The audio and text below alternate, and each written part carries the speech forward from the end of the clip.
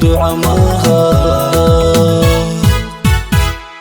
guurkoodu maantoo dhece eebba mahadhiidhe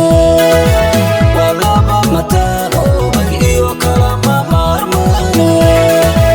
sow maasha allah inaan dhaniyo wada maqluuq maaha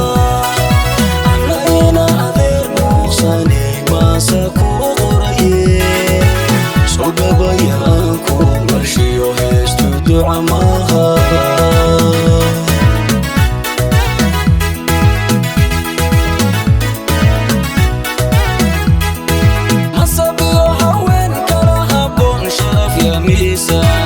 وقبر مقام ويله iyo xurmiyo miisaani